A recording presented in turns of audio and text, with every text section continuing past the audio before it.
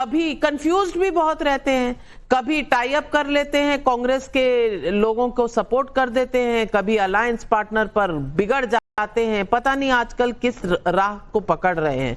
लेकिन अश्विनी जी, सबसे कंफ्यूज तो कांग्रेस पार्टी नजर आ रही है। अब हमास और भगत सिंह का कंपैरिजन होने लग जाए तो फिर मुझे लगता है कि इस देश में आपको पॉलिटिक्स ही छोड़ देनी चाहिए।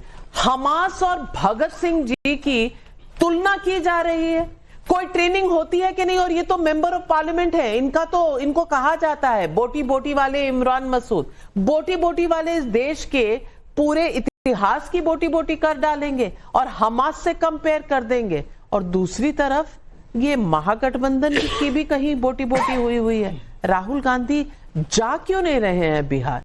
और ये सीताराम केसरी जी की याद इतने सालों बाद कैसे आई? इन सारी बातों पर आपका जवाब चाहती हूं। Navika ji, good evening to your viewers.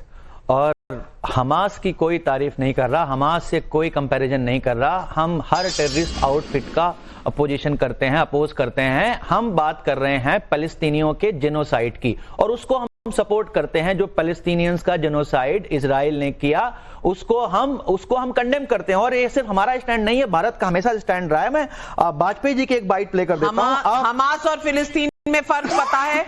Hamas और फिलिस्तीन का फर्क पता है या भूल गए? बिल्कुल पता है। भगत सिंह और हमास का फर्क पता है या भूल गए? बिल्कुल पता है। उन्होंने क्लैरिफाई भी किया, उनका स्लिप ऑफ टंग था, उन्होंने क्लैरिफाई भी किया। उन्होंने तो कहा, अभी आप कह रहे थे तुलना ही नहीं हुई, अभी आप कह रहे हैं कि स्लिप ऑफ टंग है। उन्होंने कहा कि हमने ऐसा कुछ नहीं कहा, आप उसको गलत तरीके से देख रहे हैं। और आप कांग्रेस पार्टी की, मैं अपनी कांग्रेस पार्टी की तरफ से बात कर रहा हूं। कांग्रेस पार्टी हमेशा से किसी भी टेररिस्ट आउटफिट के साथ नहीं रही है, बट हम जेनोसाइड के खिलाफ हैं।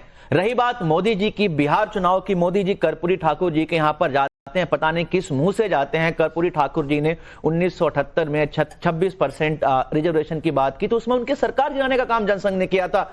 मोदी जी को मुझे लगता है एक नया अवार्ड मिलना चाहिए, जुमला आजम। जैसे मुगले आजम थी ना, वैसे ये जुमले आजम है मोदी जी। हर बार झूठे झूठे वादे करके पिछले 11 साल से जनता से सिर्फ और सिर्फ जितना सफेद झूठ आप यहाँ बैठकर इमरान मसूद के बयान पर दे रहे हैं, इससे ज्यादा झूठ तो मैं डेफिनेशन में नहीं जानती। लेकिन शहजाद पूनावाला, एक होती है कि गलती और दूसरी तरफ होता है ये बस इतनी सीना जोरी कि बस अगला शर्म खा जाए, क्योंकि यहां पर तो शर्म और माफी का कोई गुंजाइश नहीं। नाविका, ये स्लिप ऑफ टंग नहीं है, ये स्लिप ऑफ कैरेक्टर है। शहीद आजम भगत सिंह की तुलना लालू जी से भी की गई कन्हैया कुमार के द्वारा, वो भी स्लिप ऑफ टंग था क्या? उनको आतंकवादी टेक्स्ट बुक में कहा गया, तो भगत सिंह जी के भतीजे ने इस पर आपत्ति दर्ज की थी। किस प्रकार से इन्होंने आंबेडकर जी को 2 बार चुनाव हराया। सावरकर जी जिनकी प्रशंसा इंदिरा जी ने की, उनको कायर बोलने का काम किया गया। किस प्रकार से अभी उन्होंने कहा जननायक कर्पूरी ठाकुर जी की 2 बार सरकारें बनी, दोनों बार जनता पार्टी के समर्थन से बनी। 71 में भी और 79 में भी कांग्रेस ने उन सरकारों को डिस्टेबलाइज किया। और जो उनकी विचारधारा थी, मुंगेरीलाल कमीशन, मंडल कमीशन, इन दोनों का विरोध भी कांग्रेस पार्टी ने ही किया। जरा इतिहास पढ़ के आइए। परंतु आगे बढ़ते हैं। स्लिप ऑफ टंग के अलावा पता है, अब अभिजीत बैठे यहाँ पे, एक व्यक्ति का स्लिप ऑफ ट्विटर भी हो रहा है। सोचिए, बाकी सब तो छोड़ दो, हम सभी लोग एक चीज पे तो एक मत होंगे कि कोई भारतीयों के बारे में, और खास करके हमारे बिहार के लोगों के बारे में, जब वो दिवाली सेलिब्रेट कर रहे हैं उनके बारे में महुआ मोइत्रा बोलती है, I agree these are brainless people और दिवाली गार्बेज है। मैंने पता किया, वो जो सेलिब्रेशन वो बिहार के लोग कर रहे थे। महुआ मोइत्रा ने उस पर ट्वीट किया, फिर डिलीट किया, फिर बोला कि गलती से हुआ, फिर उन्होंने एक और वीडियो पे जाके कोट ट्वीट किया। और कांग्रेस पार्टी समर्थन में है, आरजेडी समर्थन में। और आरजेडी से सवाल इसलिए है क्योंकि डीएमके बोलती है हिंदी बैन करेंगे। क्या स्टैंड है? टॉयलेट क्लीनर होते हैं बिहारी, क्या स्टैंड है इनका? क्या स्टैंड है जब बोला जाता है कि गौमूत्र राज्य है? क्या स्टैंड है जब डीके शिव कुमार के भाई बोलते हैं कि नॉर्थ को साउथ से अलग हो जाना चाहिए क्योंकि सारा पैसा बिहार को जा रहा है? क्या स्टैंड है जब रेवंत रेड्डी बोलते हैं कि बिहार का डीएनए से बेटर मेरा डीएनए है? या भी दूसरी बातें लेकर आएंगी, पर इस पर कैटेगोरिकल स्टैंड क्या है? क्योंकि बिहारी वर्सेस भारी करने की कोशिश कर रहे थे तेजस्वी यादव। मैं वैसे पूछना चाहता हूं कि राहुल गांधी बिहार में जन्म लिए थे क्या? या सोनिया गांधी बिहार के कौन से जिले में पैदा हुई थी, जरा बता दे। तो इसीलिए मेरा सिंपल सवाल है, डीएमके पर आपका क्या स्टैंड है? इधर उधर की बातें ना करें। मैं आपसे पूछना चाहती हूं, और कंचना जी, सवाल इस बात का है कि कुछ भी कोई भी कहकर निकल जा रहा है।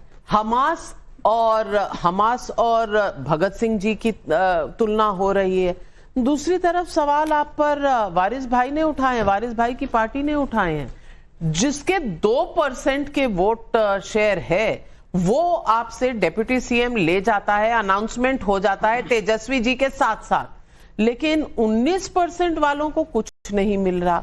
अब आप बताइए कि ये वाई की लड़ाई है, एम की लड़ाई है, ये साथ है, गठबंधन है, ये चल क्या रहा है बिहार? सवाल तो आपने बहुत सारे कर दिए हैं, शायद उतना सारे जवाब देने के लिए समय देंगी नहीं, लेकिन जितना दे सकूंगी दूंगी। सबसे पहले कि सीएम चेहरा कौन होगा इनका, सीएम चेहरा कौन होगा इनका, हमने तो फोड़ दिया एटम बम। लीजिए हमारा सीएम चेहरा किधर है वो बता दें।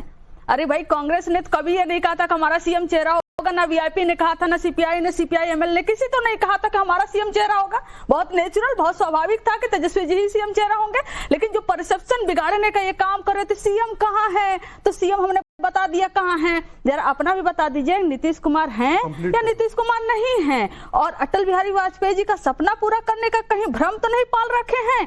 और दूसरा, मैं अभी कर्पूरी ठाकुर जी पे बता रही हूँ, कर्पूरी ठाकुर जी ने जब 1978 में आरक्षण दिया था ना, 26% कर्पूरी ठाकुर मॉडल के तहत, पता है उसमें पिछड़ा को 12, अति पिछड़ा को 18, और जो पिछड़ा था उसमें उन्होंने पिछड़ा मुसलमानों को भी आरक्षण दिया था। तो आप बताइए कर्पूरी ठाकुर जी सही थे या गलत थे? आपको जवाब देना पड़ेगा, और बहुत ही क्लैरिटी के साथ, क्या मुसलमानों को आरक्षण देना सही है या गलत है।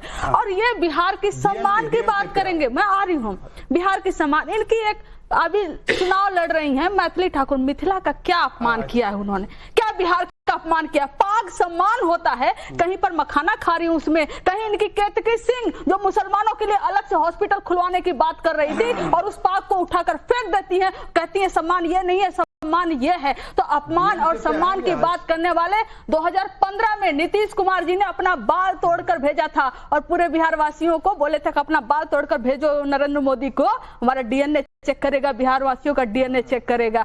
भैया, बिहार पे तो चोट आपने बहुत की है, हम तो अभी विकास पे सवाल नहीं हो रहा, क्योंकि जितना सवाल हमसे पूछा गया तो उसका जवाब दिया। कंचना जी, मैंने सारी बातें मान ली, लेकिन ओवैसी जी की पार्टी का एक ही सवाल था कि क्या 19% वाला अब्दुल दरी ही बिछाएगा? इसका जवाब आप गोल कर गई। कहाँ गोल किए? हमने पहले ही सवाल में मैंने जवाब दिया कि जब आपने मुख्यमंत्री पूछा कौन होगा, हमने दे दिया। हम एक और एटम बम फोड़ेंगे तब जब आपका अपना प्रोपेगेंडा एकदम पे होगा, तब आ जाएगा सामने कि कौन और उप मुख्यमंत्री होगा। ये तो वारिस पठान भाई, समय होगा, नहीं निकलने दूंगी, आऊंगी, लेकिन पहले वारिस भाई अब ये कह रहे हैं समय आएगा, अब समय का मुहूर्त कब आएगा ये आप कंचना जी से पूछिए, क्योंकि दुनिया भर के जवाब दिए, तेजस्वी सीएम बन गए। अरे भाई, बन गए, सवाल तभी उठा था जब एक मिनट, कंचना जी कम से कम मुझे मेरे शो में बोलना, मैं 1 मिनट इनका भी पूछ लीजिएगा, मेरा ये सवाल है आपसे। ठीक है, पहुंचा दीजिए। वारिस भाई, नहीं मेरे किसी सवाल का भी नहीं दी, लेकिन वारिस भाई कंचना जी कह रही है जब समय मिलेगा बता देंगे, जल्दी क्या है? वारिस भाई सी टीम है भारतीय जनता पार्टी। देखिए नविका जी, हमारे लिए तो एक तरफ ये बीजेपी और एनडीए है, इनसे तो कोई उम्मीद है नहीं कि कभी कोई मुसलमानों को ये टिकट देंगे या उसका पॉलिटिकल एम्पावरमेंट करेंगे। और दूसरी तरफ हमारे लिए ये महागठबंधन है जिसमें कांग्रेस है, तेजस्वी है, तमाम मुख्तलिफ सियासत पार्टी है। अब इनसे कुछ उम्मीद थी, मगर आप देखिए क्या हो रहा है। अरे अफसोस की बात यह है, ताज्जुब की बात यह है नविका जी, कि 14% वाला यादव सीएम बन जाता है, 2% वाला सैनी जी की पार्टी वाला डिप्टी सीएम बन जाता है, मगर 19% वाला मुसलमान, उसका अता पता ठिकाना नहीं है, उसको क्यों नहीं बना सकते भाई? आपने तो स्लोगन दिया था जिसकी जितनी संख्या भारी उसकी उतनी हिस्सेदारी, MY समीकरण। तो मुसलमान क्या खाली दरी बिछाएगा? मुसलमान क्या खाली टेबल कुर्सी लगाएगा, आपको हार फूल पिनाएगा? मुसलमान चुनाव के पहले मुसलमान हमारा भाई है, उसके बाद अपना काम बनता भाड़ में जाए मुसलमान की जनता। अरे तो इसी तरह से अगर आप करोगे तो मुसलमान का पॉलिटिकल एम्पावरमेंट कब होगा? फिर क्या आप बात करते हो कि हिस्सेदारी की, और हम जब हिस्सेदारी की बात करने जाते हैं तो हम पे तरह तरह के इल्जाम लगाए जाते। बताइए नाविका जी, क्या ये अन्याय नहीं है? क्या ये इंसाफ हुआ मुसलमानों के साथ? आपको 19